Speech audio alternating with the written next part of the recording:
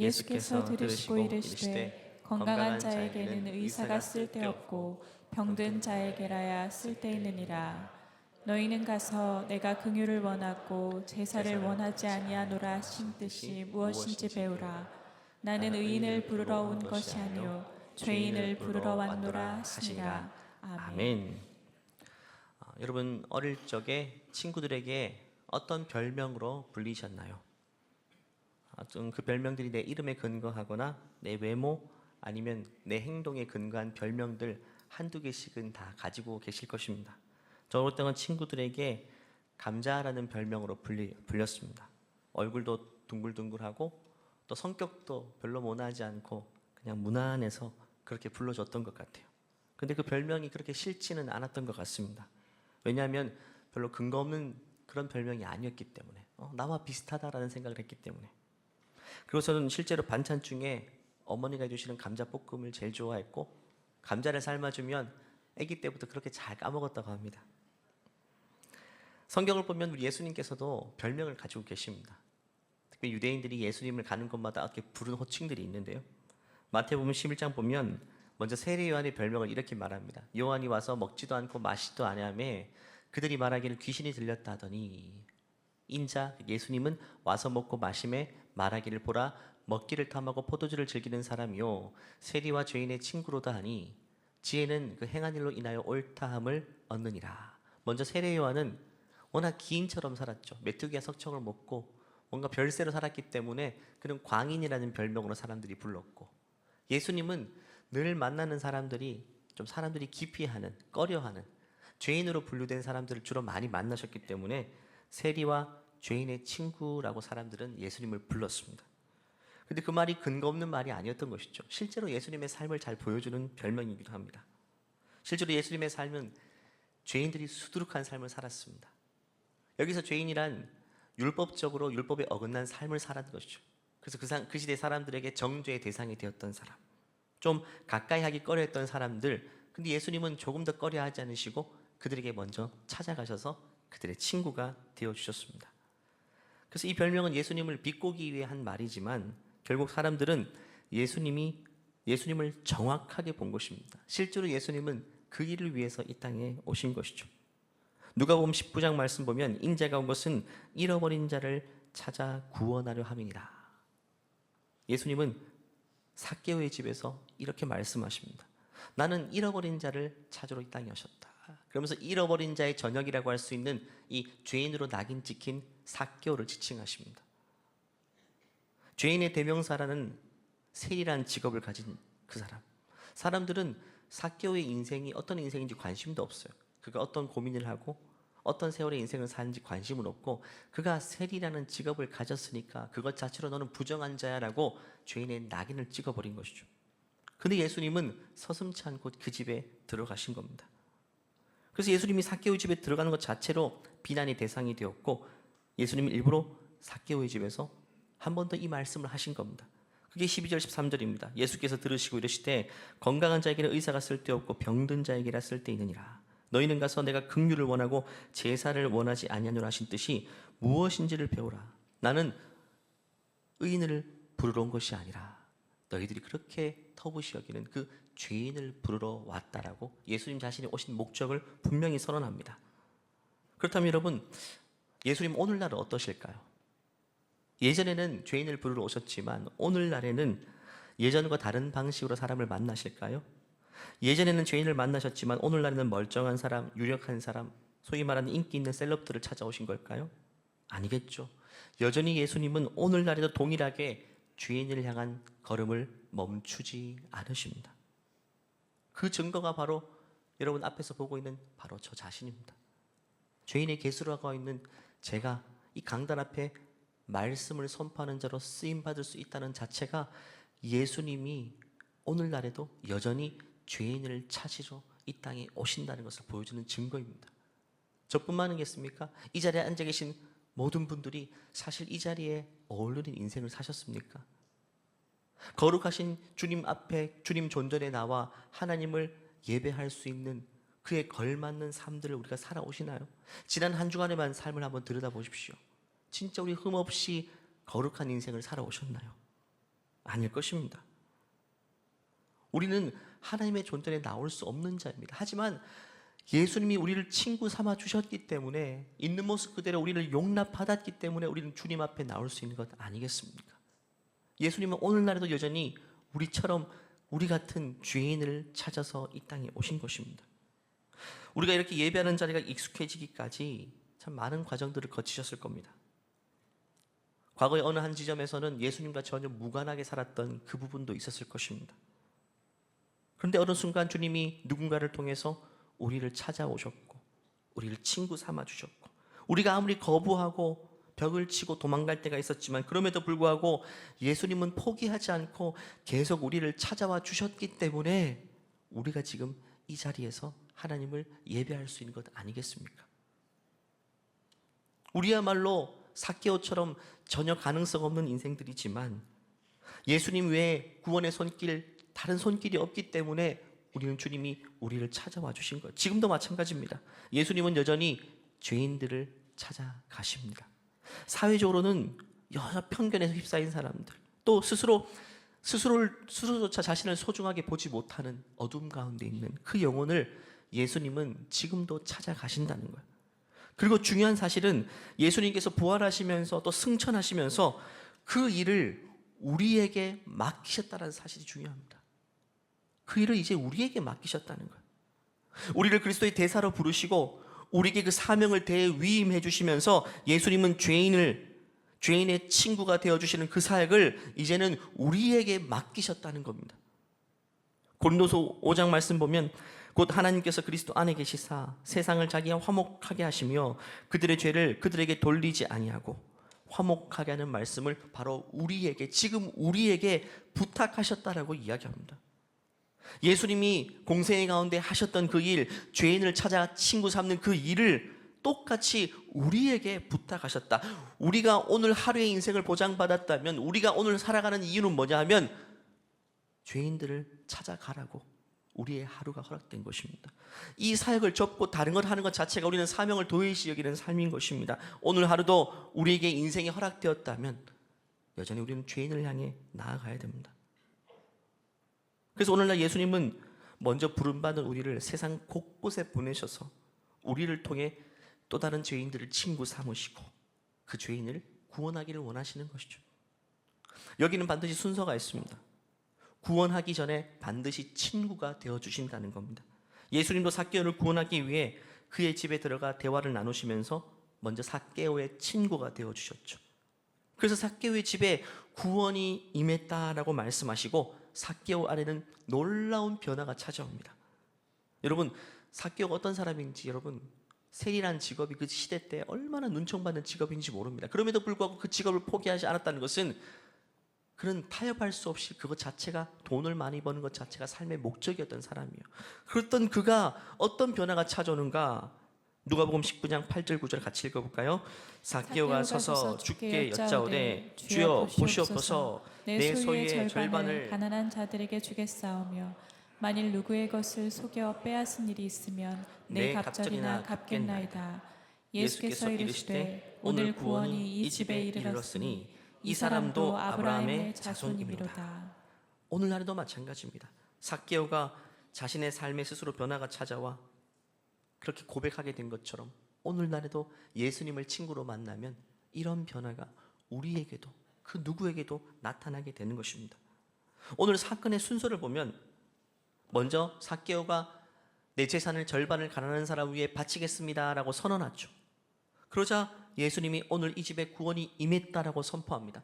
이 관계는요, 선후 관계가 아닙니다. 우리가 회개하고 변화되어야지만 주님이 구원해 주십니까? 아닙니다. 이 사건의 순서를 다시 한번 정리해 보겠습니다. 첫 번째는 예수님이 삭개오의 친구가 되어주신 것이 첫 번째입니다. 예수님이 먼저 찾아갑니다. 두 번째는 삭개오에게 구원이 임했어요.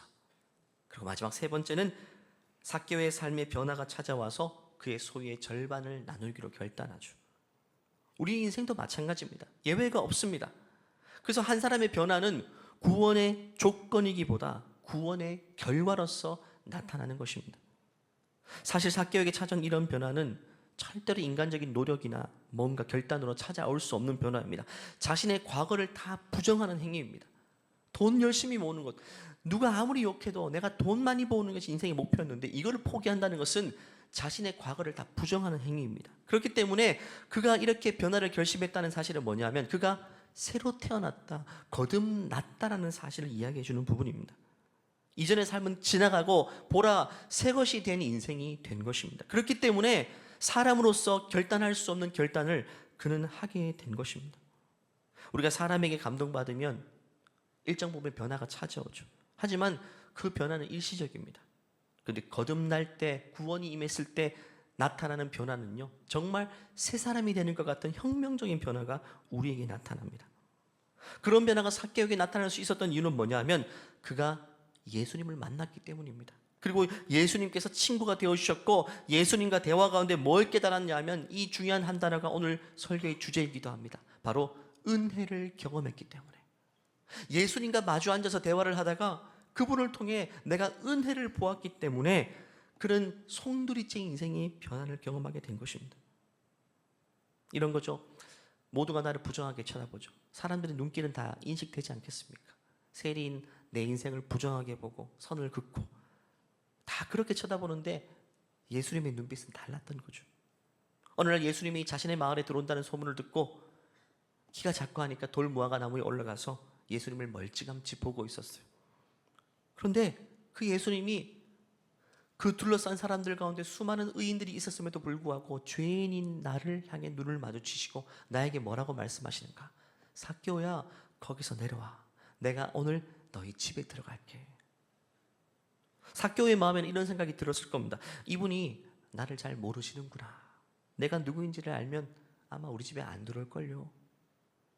역시나 주위 사람들도 똑같은 생각을 했습니다. 7절 말씀 보니까 무사람이 보고 수군거리르되 저가 죄인의 집에 유하러 들어갔도다. 아이고 예수님, 사람 잘못 골랐네.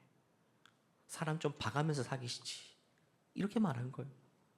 근데 삭개오는 자신의 집에 예수님을 모시고 예수님과 대화하는 가운데 생각이 변화되게 됩니다. 그 전까지는 이분이 나를 모르고 이렇게 말씀하신구나. 근데 예수님과 대화 중에 이분이 나를 모르는 분이 아니라 나에 대해서 너무나도 다 잘 알고 계시는 거예요. 심지어 나보다 나를 더 잘 아시는 그 유일한 한 분이 바로 내 앞에 계신 이분, 바로 하나님의 아들이 지금 부정한 자신의 집에 왕림하셨다는 사실을 깨닫게 됩니다. 그 현장에서 결국 삭개오는 은혜라는 단어를 눈에 보이는 것으로 경험하게 된 것이죠. 말로만 들었던 은혜라는 단어를 실제로 경험하게 된 것입니다. 은혜가 삭개오의 집에 폭포수처럼 지금 쏟아지고 있습니다. 그 은혜의 물결을 흠뻑 맞으며 삭개오 안에는 완전히 새롭게 되는 변화가 찾아오게 된 것이죠.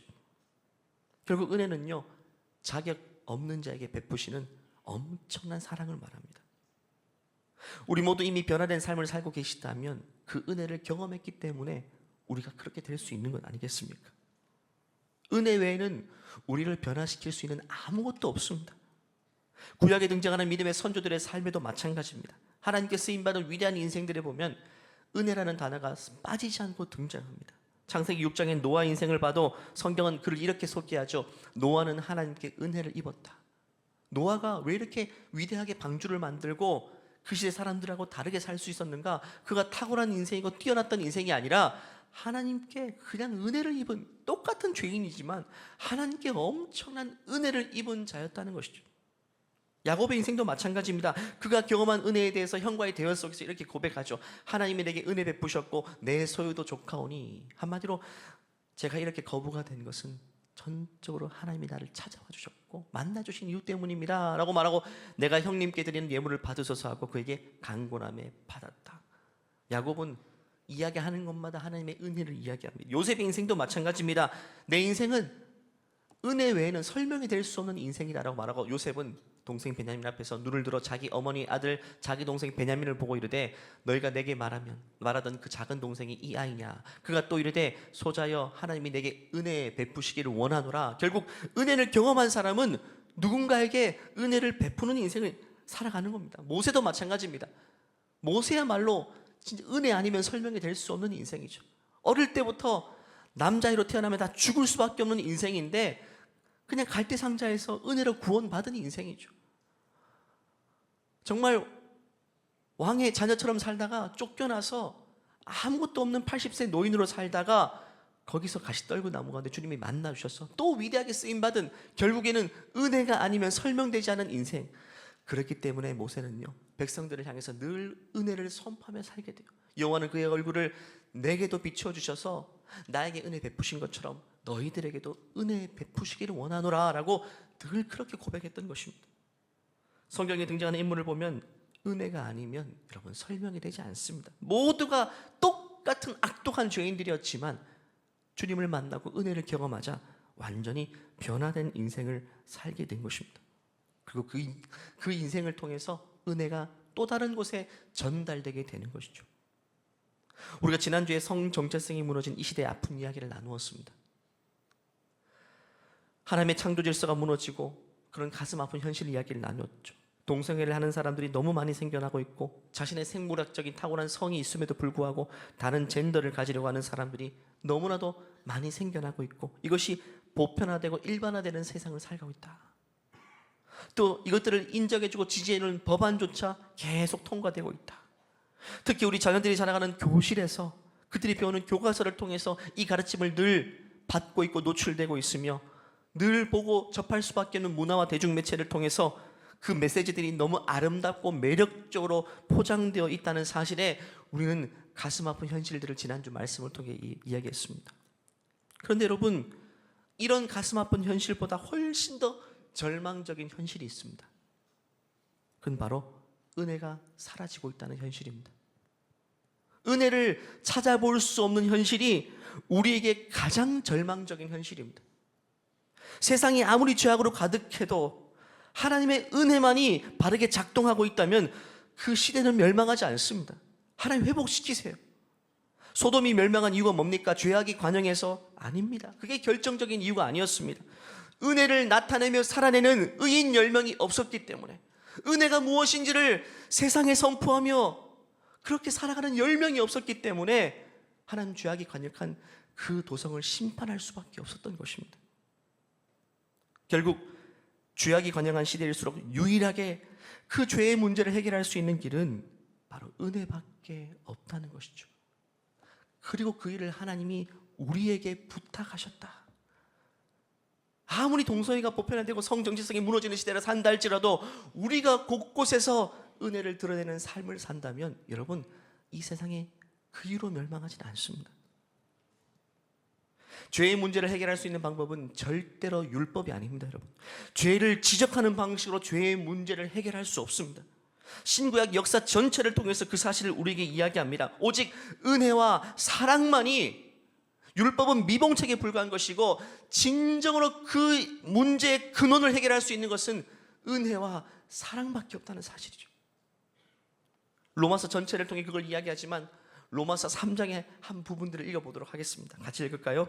그러므로 율법의 행위로 그의 앞에 의롭다 하심을 얻을 육체가 없나니 율법으로는 죄를 깨달음이니라. 이제는 율법 외에 하나님의 한 의가 나타났으니 율법과 선지자들에게 증거를 받은 것이라. 곧 예수 그리스도를 믿음으로 말미암아 모든 믿는 자에게 미치는 하나님의 의니 차별이 없느니라. 모든 사람이 죄를 범하였음에 하나님의 영광에 이르지 못하노니 그리스도 예수 안에 있는 속량으로 말미암아 하나님의 은혜로 값없이 의롭다 하심을 얻은 자 되었느니라. 율법으로는요, 죄의 문제를 해결할 수 없대요. 율법은 문제 제기만 할 뿐입니다. 이건 죄야, 이 말밖에는 할 수 있는 게 없어요. 하지만 이 문제를 해결할 수 있는 길은 은혜와 사랑, 오직 하나님의 은혜로 값없이 의롭다 하심을 받는 그것 외에는 죄의 문제를 해결할 길이 없습니다. 우리가 이 동성애를 죄라고 분명히 지적하고 인식한다면 우리는 더더욱 이 문제를 율법이 아닌 은혜와 사랑으로만 해결할 수 있는 것입니다. 내가 지금 동성애를 죄라고 피 터지게 주장하고 있다면 우리는 더욱더 피 터지게 은혜와 사랑의 삶을 살아낼 수 있어야 됩니다. 그것이 죄라면 이것밖에 해결할 길이 없으니까. 세상에 제일 무서운 게 뭔지 아십니까? 은혜 없는 율법입니다. 사랑 없는 율법이에요. 그들이 바로 예수님을 십자가에 못 박았고 오늘날도 여전히 수많은 사람들을 정죄의 대상으로 삼고 있습니다. 그런 사람들 옆에서는요, 숨 막혀 살 수 없습니다. 오늘날 이 시대 사람들이 교회를 바라볼 때 그렇게 바라보고 있다는 사실 여러분 아십니까? 그들의 생각이 틀린 걸까요? 아니면 실제로 우리 모습이 그런 모습인 걸까요? 여러분 주위에 직장인 어디는 율법적인 사람이 있죠. 옳고 그름만 이야기하고 그 옆에는 숨 막혀요. 같이 있기 싫어요. 만약에 교회가 이 지역 사이에 우뚝 서 있지만 옳고 그름만을 이야기하고 율법만 이야기하는 그런 곳이라면 사람들은 이 지역 사이에 있는 우뚝 서 있는 십자가 달고 있는 교회 건물만 봐도 숨이 막힐 겁니다.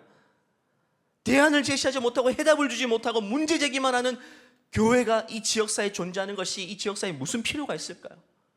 오히려 숨 막히는 곳이죠. 가까이 가기 싫은 곳이죠. 우리는 움직이는 교회로서 가정과 직장에서 어떤 모습으로 살아가고 있습니까? 옳고 그름의 기준을 분명히 가지는 것은 중요합니다. 예수님도 그 기준을 타협하신 적이 없습니다. 그걸 타협하라는 이야기가 아닙니다. 우리에게 그것보다 훨씬 더 중요한 은혜와 사랑이 있는가? 우리에게 그 은혜가 있느냐 하는 것입니다. 지난주에 나왔던 로잔대의 서울 선언문 중에 앞부분은 동성애가 성경에서 말하는 바 분명히 죄라고 지적하고 있습니다. 조금도 타협하지 않았습니다. 그건 창조 질서를 어긋난 행위이며 성경에서 말하는 부정할 수 없는 죄라는 인식. 그것이 아무리 보편화되고 일반화되는 세상이 된다 할지라도 성경에서 말하는 기준을 타협하지 않고 제시했습니다. 그런데 이 서울 선언문 중에 성 정체성에 관해서 말하는 맨 뒷부분 결론 부분을 보면 결국에는 은혜와 사랑으로 마무리 짓고 있습니다. 69번, 70번을 읽어보면요, 지난주 69번 맨 마지막에 읽어봤죠. 다시 한번 읽겠습니다. 우리는 교회 안팎에서 일부의 사람들이 동성애의 끌림을 경험하며 어떤 사람들에게는 이것이 유일한 또는 지배적인 끌림이라는 사실을 인지한다. 여러분 인정해야 됩니다. 그냥 지나가다가 죄에 연루된 것이 아니라 그런 끌림이 있다는 거예요. 주체할 수 없는 욕망이 그것으로 흘러가는 이 현실들을 부정해서는 안 됩니다. 없는 사람 취급해서는 안 됩니다. 그런 사람이 있다는 거예요. 우리에게는 전혀 유혹이 되지 않지만 어떤 사람들에게는 그것이 너무나도 본능적이고 자극적인 유혹으로 살아가는 사람들이 있다는 사실을 인식해야 돼요. 기독교는 유혹에 저항하고 욕망과 행위 모두에서 성적 거룩함을 유지해야 한다는 사실을, 성경은 주장은 동성애에 끌리는 사람과 마찬가지로 이성에 끌리는 사람에게도 동일하게 적용된다. 이 말이 뭘까요? 동성애하는 사람도 성애 범죄에 연루되어 있지만 이성애를 하는 우리도 여전히 성적 기준 없이 살아서는 안 된다는 걸 말하는 겁니다. 그러나 우리는 동성애에 끌리는 기독교인들이 기독교 공동체에서 어려움을 겪고 있음을 인식한다. 여러분 인식하십니까? 엄청나게 많은 어려움을 겪고 있죠. 우리는 그리스도 몸에 속한 우리의 형제 자매에 대한 사랑이 부족했음을 회개한다. 여러분 우리는 회개해야 됩니다. 제가 말씀을 준비하면서 회개밖에 안 나오더라고요. 예수님은 그들을 찾아가서 친구가 되어주셨어요. 찾아오기를 기다리신 게 아니라. 근데 저는 찾아간 적이 없더라고요. 회개해야 되겠더라고요. 저는 제가 능동적으로 그들을 찾아간 적이 없었어요. 엄청나게 많이 있음에도 불구하고 찾아가지 못했어요. 그래서 저는 회개해야 됩니다. 70번은 이렇게 마무리됩니다. 우리는 기독교 지도자들과 지역교회들이 우리 공동체 안에 동성애의 끌림을 경험하는 교인들이 존재함을 인지하며, 먼저 우리는 인지해야 됩니다. 우리 무리들 가운데서도, 우리 자녀들 가운데서도 분명히 그런 끌림을 경험하고 그것이 큰 유혹이 되고 있는, 그것과 싸우고 있는, 때로는 싸우다가 무너진 사람들이 있다는 사실을 인지하고 없는 사람 취급하지 말고 목회적 돌봄과 건강한 사랑과 우정의 공동체를 발전시킴으로써 제자훈련, 한마디로 하나님 말씀을 가르치고 바로 세워가는 것을 지원해야 된다라고 이야기하는 거예요. 전 서울 선언문 발표됐을 때 참 감사했어요. 그래도 하나님께서 우리의 방향을 제대로 잡아주시는구나. 옳고 그름의 싸움에 빠지다 보면 가장 중요한 은혜와 사랑을 늘 놓칠 수 있는데, 서울 선언문은 그럼에도 불구하고 옳고 그름을 이야기하지만 마지막 결론의 가장 중요한 부분은 우리가 놓치고 있던 은혜와 사랑을 이야기하고 있어요. 여러분 유일합니다. 이것 외에는 없어요. 은혜 외에는 방법이 없습니다. 죄의 영향력을 잠재우기 위해서는 은혜밖에 없습니다. 은혜 앞에서는요, 죄가 더 이상 힘을 발휘하지 못합니다. 여러분 끊지 못했던 죄를 끊은 적이 있으실 거예요. 무엇이 계기가 되었나요? 율법의 계기가 되었어요. 정죄가 계기가 되었어요. 저도 끊지 못한 죄를 많이 끊어보았는데요, 그 계기는 항상 똑같았어요. 누가 나를 막 정죄할 때, 나 자신도 자신을 정죄할 때, 이렇게 했을 때는요, 죄가 제 속에서 더 강력한 힘을 행사했습니다. 끄는 것 같았지만 더 크게 사로잡히더라고요. 더 크게 넘어지더라고요. 그런데 내가 하나님의 은혜를 경험하는 그 자리에서 하나님의 은혜가 내게 폭포수와 같이 쏟아지니까 그 은혜를 경험하는 포인트에서 죄가 힘을 잃는 것을 경험하게 되었어요. 죄가 나를 움켜쥐고 있던 손을 놓는 것을 경험하게 되는 것입니다. 오늘날도 마찬가지입니다. 그 어떤 죄든지 은혜 외에는 답이 없습니다. 요즘 전기차가 불 붙으면 아무리 소방차가 출동해도 끌 수가 없죠. 한 가지 방법밖에 없습니다. 어떻게 하죠? 차를 집어 들어가지고 물속에 통째로 빠뜨리는 겁니다. 산소를 완전히 없애는 거예요. 오늘날도 마찬가지입니다. 율법으로 정죄하고 그 어떤 방식도 여러분 죄의 불을 꺼뜨릴 수 있는 것은 아무것도 없어요.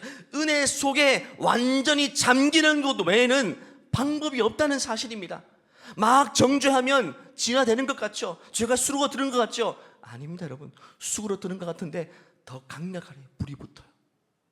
하지만 은혜에 우리가 완전히 잠기게 되면 이야기가 달라져요.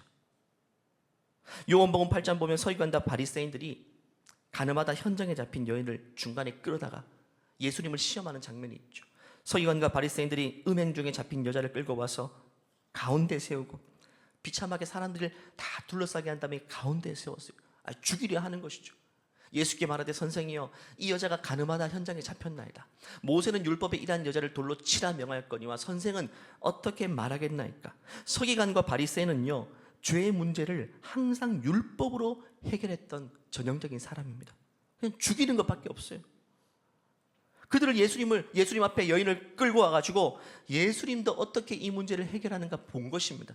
그들 생각 속에는 예수님도 별 수가 없겠지, 율법에는 다른 방법이 없겠지, 이 여자를 돌로 치라고 명할 수밖에 없겠지라고 코너로 몰아넣은 것입니다. 그런데 예수님은요, 율법이 아닌 다른 방식을 꺼내 드셨습니다. 사람들이 놀랍니다. 예수님은 어떤 방식을 꺼내셨는가? 그들이 이렇게 말하면 고발할 조건을 얻고자 하여 예수를 시험함이라라. 예수께서 몸을 굽히사 손가락으로 땅에 쓰시니 그들이 묻기를 마지 아니하는지라. 이에 일어나 이르되 너희 중에 죄 없는 자가 먼저 돌로 치라 하시고, 같이 읽어볼까요? 다시 몸을 굽혀 손가락으로 땅에 쓰시니. 그들이 이 말씀을 듣고 양심의 가책을 느껴 어른으로 시작하여 젊은이까지 하나씩 하나씩 나가고 오직 예수와 그 가운데 섰는 여자만 남았더라. 예수님이 먼저 이 여인을 살리시기 위해서 돌을 들고 있던 무리들을 흩어버리기 시작했어요. 그 흩어버린 방법은 이것입니다. 너희들이 지금 돌을 들고 이 여인을 향해 던진다면 그 돌은 언젠가 머지않아 너희를 향해 날라올 때가 올 것이야. 너희 중에 죄인이 아닌 사람이 누가 있느냐. 예수님이 이 장면의 모습을 기억했던 야고보 사도는요, 훗날 그 야고보서 서신을 통해서 이렇게 이야기합니다. 너희는 자유의 율법대로 심판받을 자처럼 말도 하고 행하기도 하라. 긍휼을 행하지 아니하는 자에게는 긍휼 없는 심판이 있으리라. 긍휼은 심판을 이기고 자랑하느니라. 한마디로 상대방 죄인들을 바라볼 때 나도 똑같이 심판받아 마땅할 죄인이라는 자기 인식을 가지고 누군가를 상대하라고 이야기합니다. 그러면서 그렇기 때문에 그들을 향해 먼저 정죄보다는 긍휼을 베풀라라고 이야기합니다. 세상에 여기서 제일 무서운 단어가 등장합니다. 긍휼 없는 심판. 이 단어보다 무서운 단어가 없습니다. 이건 지옥을 말합니다. 지옥 형벌을 말합니다. 긍휼 없는 심판. 한마디로 우리가 누군가를 향해 긍휼 없이 바라본다면 언젠가 하나님도 우리를 향해서 긍휼 없이 우리가 살았던 그대로 심판받는 날이 오게 될 것이다. 무서운 말 아닙니까? 그러면서 결과적으로는 긍휼은 심판을 이기고 자랑한다. 긍휼이 결국 하나님의 은혜와 사랑을 말하는 것입니다. 은혜와 사랑만이 심판을 뛰어넘을 수 있다라고 이야기합니다. 이제 예수님은 사람들이 다 흩어버린 다음에 그 여인과 둘만 남게 돼요. 그러면서 오늘 결론적으로 그 여인에게 이렇게 말합니다. 예수께서 일어나서 여자 외에 아무것도 없는 걸 보시고 이르시되 여자여, 너를 고발하는 그들이 어디 있느냐? 너를 정죄하는 사람이 어디 있느냐? 한마디로 이제 너를 아무도 정죄하지 않아. 예수님이 남았죠. 그러면서 이렇게 말씀하세요. 대답하여 주여 없나이다 하니까 예수께서 이르시되 나도 너를 정죄하지 아니하노니. 아무도 너를 정죄할 사람이 없어. 둘러봐, 아무도 없어. 나밖에 없는데 나도 너를 정죄하지 않아. 그러면서 가서 다시는 죄를 범하지 마, 이렇게 말씀하세요. 지금 예수님은 이 여인에게 은혜를 선포하고 계시는 겁니다. 이 여인은 자신이 돌무더기 속에 죽을 수밖에 없는 그 현장에서 가장 강력한 은혜를 폭포수처럼 경험하고 있는 것입니다. 그러면서 다시는 죄를 범하지 말라고 말합니다. 이 말은 은혜와 용서를 먼저 선포하고 난 다음에 그 다음에는 그 은혜와 용서의 힘을 통해 죄를 이기며 나아가라는 말입니다. 항상 은혜를 기억하고 또 간음하고 싶을 때, 간음할 수밖에 없을 때 하나님의 사랑, 이 용서받은 사랑을 기억한다면 결국 죄가 내 속에서 힘을 잃게 될 것이라고 말씀하시는 거예요. 근데 오늘날 어쩌면 교회는 이 반대를 이야기하죠. 내가 먼저 너를 정죄하지 않는다 라고 말하고 다시는 죄를 범치 말라, 이것이 예수님의 순서였는데 오늘날 교회는 너희들이 다시는 죄를 범치 않으면 내가 너를 더 이상 정죄하지 않을 거야. 먼저 너 행동을 고치고 와. 먼저 변화받고 와. 그러면 내가 은혜와 긍휼을 베풀어 줄게. 사도 바울은요, 로마서 7장 맨 끝부분에 스스로 가슴을 쥐어짜며 이렇게 표현합니다. 오호라, 나는 곤고한 자로다. 이 사망의 몸에서 누가 나를 건져내랴. 바울 자신도 복음을 전하는 자였지만 삶의 현실 가운데에 늘 죄를 지을 수밖에 없는 육체의 본성이 주체되지 않으니까 가슴을 찢으며 나는 오라 곤고한 자로다. 이 사망의 몸에서 누가 나를 건져내겠냐라고 말하고 8장을 넘어가서 8장 1절부터 이 은혜의 복음을 선포합니다. 같이 읽을까요? 그러므로 이제 그리스도 예수 안에 있는 자에게는 결코 정죄함이 없나니 이는 그리스도 예수 안에 있는 생명의 성령의 법이 죄와 사망의 법에서 너를 해방하였느니라. 아멘. 말씀을 마무리하겠습니다. 사랑하는 지구촌 가족 여러분, 죄가 관영한 이 세상이 지옥이 아닙니다. 여러분, 지옥은 뭐냐? 은혜 없는 현장이 바로 지옥입니다. 여러분, 은혜를 볼 수 없는 곳, 사방을 둘러봐도 은혜가 없는 그 현장이 바로 지옥입니다. 우리가 지난주와 이번 주 성 전체성이 무너진 현실에 대해 살펴보았습니다. 우리는 이 현실 앞에서 다시금 다짐했으면 좋겠습니다. 이렇게 죄가 관영한 시대에 우리는 더욱더 갖추고 준비해야 될 것이 날카로운 율법이 아니라, 정죄의 도구가 아니라 바로 은혜와 사랑이라는 사실을 말입니다. 앞으로 이 자리에 계신 분들도 그렇고 우리 자녀 가운데서도 동성애나 기타 성적인 죄의 강력한 유혹을 받거나 아니면 이미 그 죄에 넘어져서 그 죄에 깊이 연루되어 있거나 그런 삶을 끊지 못하고 살아가는 분들이 있다면 망설이지 말고 교회로 데려와 주십시오. 그분들은 갈 곳이 없습니다. 우리 목회자들이 은혜와 사랑으로 품어주기로 한 목소리로 결단했습니다. 그리고 그 은혜가 결국에는 그 죄를 무력하게 할 것입니다. 죄의 자리를 벗어나게 할 것입니다. 저희 목회자뿐만 아니라 우리 모두가 그렇게 준비되어 있어야 돼요. 사랑방 선교회, 우리가 은혜와 사랑으로 준비되어 있다면 하나님은 은혜가 필요한 자들을 보내주실 겁니다. 지금 실제로 세상 밖에는, 교회 밖에는 동성애하는 친구들이 그렇게 많은데 왜 교회 안에는 없을까요? 은혜와 사랑이 없는 곳이기 때문에 그들은 정죄받을까 봐 들어오지를 못합니다. 하지만 우리가 은혜의 사랑으로 문이 열려 있다면 그들은 유일한 탈출구로 교회를 향해 올 수밖에 없을 것입니다. 어떤 분은 이렇게 말합니다. 그들이 스스로 죄인임을 인정해야지 우리가 받아줄 수 있는 것 아닌가요? 동성애를 하고 있는데 나 이거 죄라고 인식합니다. 이거 고치고 싶어요. 이 정도가 돼야지 받아줄 수 있는 거 아닌가요? 여러분 어떻게 생각하십니까? 어떤 말에서는 일리가 있지만 하나님 말씀을 기준으로 삼으면 그건 틀린 말입니다. 왜냐하면 인간이요, 우리 모두가 마찬가지입니다. 하나님의 은혜를 경험하기 전에는 절대로 죄를 죄로 인식할 수 없습니다. 여러분, 은혜가 임해야 그제서야 그 자리에서 자신의 죄를 깨닫고 인정하게 되는 겁니다. 일단 우리는 회개하든 회개하지 않든, 죄로 인식하든 인정하지 않든 믿음의 공동체 안에 들어오게 하여서 은혜가 무엇인지를 보여주고 나타냄을 통해서 그제서야 제가 이렇게 살아왔는데 이것이 죄임을 이제서야 깨닫게 됩니다. 저도 바뀌고 싶어요. 고치고 싶어요. 기도해 주세요. 이것이 순서가 되어야 됩니다. 변화받고 들어오라는 말은 애초에 문을 걸어 잠그고 하는 말이 되는 것입니다. 물론 여러분 쉽지 않습니다. 아무리 연구하고 고민해도 어려운 부분입니다. 하지만 여러분 가운데 이 소명을 가지고 준비된 사람들이 나와야 돼요. 청년 가운데는 실제로 제가 청년 예배 때 이 설교를 했을 때 여기도 앉아있지만 한 청년이 제가 이 일을 위해 헌신해 보겠습니다라고 실제로 상담을 전공하고 이 분야를 위해서 내가 헌신해 보겠습니다라는 분도 생겨났어요. 우리 가운데 이런 특별한 소명받은 분들이 곳곳에 일어나서 교회가 그 어떤 죄든지 품어서 변화시킬 수 있는, 예수님이 죄인들을 먼저 찾아가신 것처럼 우리가 먼저 찾아갈 준비를 하는 주님의 몸된 교회가 되어야 되지 않을까요? 여러분, 우리 지구촌 교회는요, 이 양천구 지역을 빛으로 밝혔던 교회입니다. 가장 앞서갔어요. 1층 로비 유리에 보면 교회에 다니지 않는 사람을 위한 교회입니다. 그게 어떤 말일까요? 믿음이 없지만 교회는 열려 있다는 거예요. 동성애도 마찬가지입니다.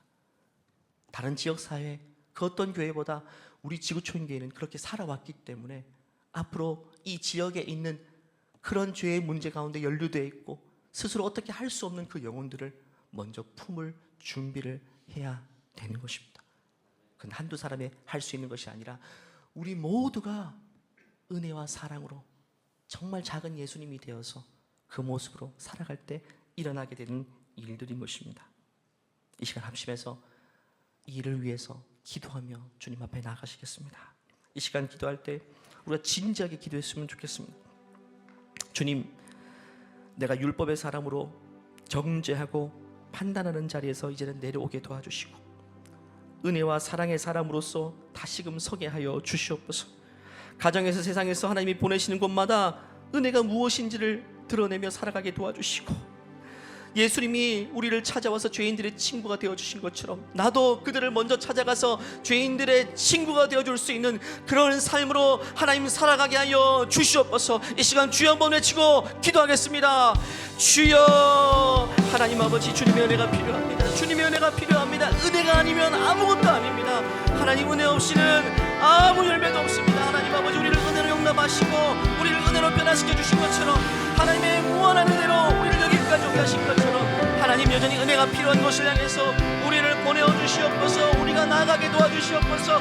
우리가 먼저 그들의 친구가 되어주게 도와주시옵소서. 하나님, 우리가 죄인이라고 이야기하는 그것으로 끝나지 않게 도와주시고 죄인들을 품을 수 있는 예수님의 넓은 가슴을 우리에게 허락하여 주시기를 원합니다. 어려운 일이지만 이 일을 해나갈 수 있게 도와주시고 포기하지 않고 이 일을 갈 수 있도록 하나님, 은혜를 풀어주세요. 은혜를 풀어주시옵소서. 역사해 주시옵소서. 주님 도와주시옵소서. 하나님 도와주세요. 하나님 아버지, 참 어려운 시대를 살아가고 있습니다. 하나님, 죄인지 죄가 아닌지 첨예하게 대립하고 있고 이미 많은 부분에서 무너지고 그것이 보편화된 사회에 살아가고 있지만 하나님, 시대가 어두워질수록 우리는 더욱더 은혜의 등불을 밝혀낼 수 있도록 우리를 사용하여 주시옵소서. 예수님께서 그 일을 우리에게 부탁하셨으니 우리가 부탁받은 그 일을 사명으로 살아낼 수 있도록 우리를 사용하여 주시옵소서. 죄인들의 친구가 되는 삶이 되게 도와주시고 그들을 먼저 능동적으로 찾아가서 그들의 손을 잡아줄 수 있는 우리의 삶으로 하나님, 우리를 사용하여 주시옵소서. 예수님의 이름으로 기도하옵나이다. 아멘. 우리에게 먼저 은혜를 베풀어 주신 하나님께 우리 감사의 박수 올려드릴까요? 은혜로 우리를 불러주신 걸 감사합니다. 은혜의 자리에 있게 하신 것 감사합니다. 이 시간 다 같이 나셔서 은혜 아니면 우리가 그렇게 살아갈 수 없다는 사실 우리 찬송을 통해 선포하겠습니다. 은혜 아니면 나서지 못하네. 십자가의 그 사랑 능력 아니면 나서지 못하네. 은혜 아니면 나서지 못하네. 놀라운 사랑 그 은혜 아니면 나서지 못하네. 은혜 아니면 나서지 못하네.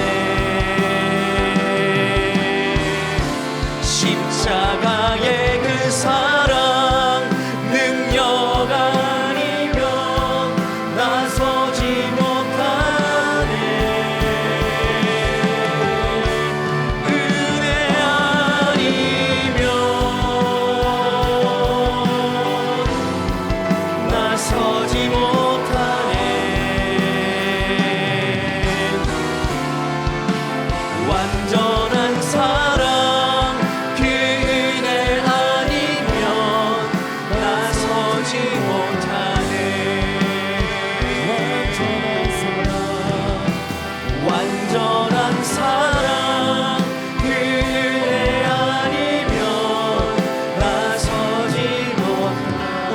완전한 사랑을 보여주신 하나님, 우리에게 먼저 은혜 베풀어 주신 하나님, 주님 감사합니다. 주님 찬양합니다. 은혜밖에 없음을 고백합니다. 이제는 우리 주 예수 그리스도의 은혜와 하나님의 무한하신 사랑과 내주하시는 성령의 교통하심이 그 어떤 순간에도 율법으로 정죄하고 판단하기보다 먼저 죄인들의 친구가 되어주기를 소원하는, 은혜와 사랑의 삶을 살아가기를 소원하는 모든 지구촌 가족 위에, 또 우리 믿음의 자녀들의 인생 위에 이제로부터 영원토록 함께 하시기를 간절히 축원하옵나이다.